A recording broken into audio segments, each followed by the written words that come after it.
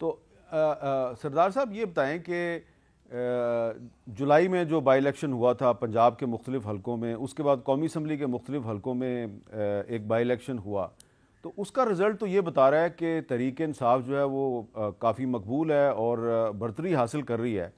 تو پچھلے کچھ ہفتوں میں ایسی کون سی تبدیلی آئی ہے کہ آپ کے خیال میں اب آپ کو نظر آ رہا ہے کہ عمران خان صاحب جو ہیں وہ اکثریت نہیں لے سکیں گے؟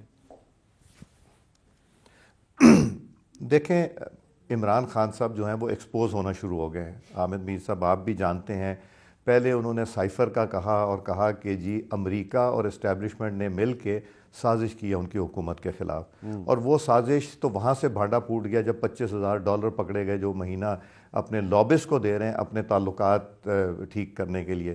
میری بھی ملاقات ہوئی تھی اسحاق ڈار صاحب کی، ڈونلڈ لوٹ سے بھی ہوئی تھی اور باقی لوگوں سے بھی، تو وہاں بھی ان کو بھی سمجھ ہے کہ کیا ہو رہا ہے اور ان کو بھی پتہ ہے کہ یہ کس طرح اپنی لابی کرنے کی تو ایک تو وہ بھانڈا پھوٹ گیا کہ جی نہ اسٹیبلشمنٹ نے کیا تھا نہ امریکہ نے کیا تھا. تو ان کی ایک ایک کر کے جو بات ہے وہ کھلتی جا رہی. پھر اوپر سے یہ دیکھیں، جس چیز پہ خانہ کعبہ کی تصویر ہو، جس گھڑی کے اوپر حضور صلی اللہ علیہ وسلم کے روزے کی تصویر ہو یا جھلک بھی ہو، وہ $12 ملین کی گھڑی 2 ملین میں بیچ دینا، مطلب آپ نے تحفہ بھی بھیجا، ڈس رسپیکٹ شو کی اس کی طرف جس نے تحفہ دیا، اور اپنے ملک کی طرف بھی ڈس رسپیکٹ دی. کوئی معمولی سی چیز ہوتی تو آپ کہتے جی مجھے ضرورت نہیں، میں نے کرنی، کسی کو تحفہ دے دیتے.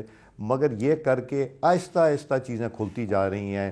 فورن فنڈنگ کا بھی ایشو آ گیا.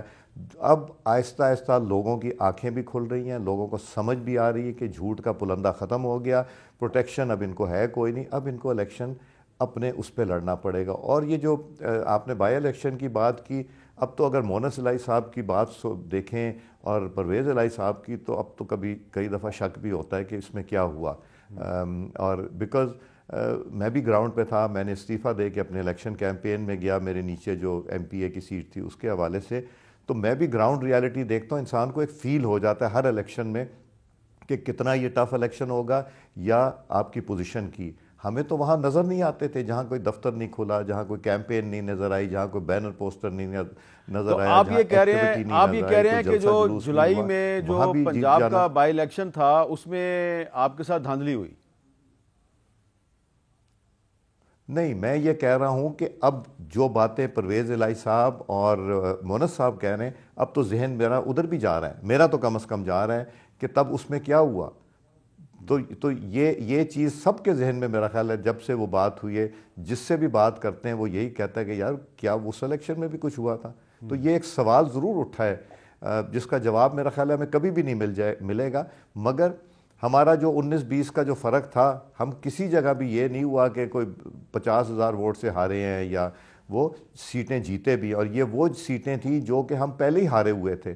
ان سیٹوں میں ہم نے گین کیا، نمبر آف ووٹ میں گین کیا، اور انشاءاللہ یہ ایکسپوز ہونے کے بعد ہماری انشاءاللہ بہت پوزیشن بہتر ہوگی. اور پنجاب میں یہ دیکھ لیں، کے پی میں دیکھ لیں، انشاءاللہ دونوں جگہ حکومت بنے گی.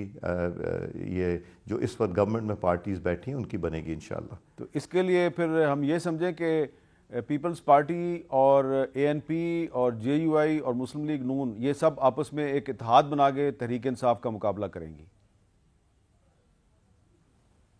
ضروری نہیں ہے، یہ تو اس کے اوپر ابھی گفتگو نہیں ہوئی، بٹ ہو بھی سکتا ہے. سیٹ ٹو سیٹ بھی دیکھا جا سکتا ہے. اس پہ کوئی گفتگو نہیں ہوئی کہ ہم نے اکٹھے الیکشن لڑنا ہے یا علیحدہ علیحدہ الیکشن لڑنا ہے اور اس کے بعد ہم نے بیٹھنا ہے. دیکھیں ایک چیز کا فائدہ ہوا ہے، یہ جو یونٹی گورنمنٹ بنی ہے اس میں اتنی جماعتیں ہیں پاکستان کی جو ایک ہی کام کرنا چاہتی ہیں. وہ پاکستان کی بہتری کے لیے اکانومی کی بات کرنا چاہتی ہیں، بے شمار چیزوں کی پہ بات کرنا چاہتی ہیں ایک سوچ کے ساتھ. اور جو بلوچستان بات کرتا تھا محرومی کا، جتنی ان کی اس وقت ریپرزنٹیشن ہے وہ بہت اچھی ہے، جتنا ان کے ساتھ کوآرڈینیشن ہے وہ بہت بہتر ہے. تو اس لیے ہمیں تو چھوٹی جماعت کو چھوٹا نہیں سمجھنا چاہیے، بٹ اس کی صوبے کے حوالے سے اہمیت دیکھنی چاہیے.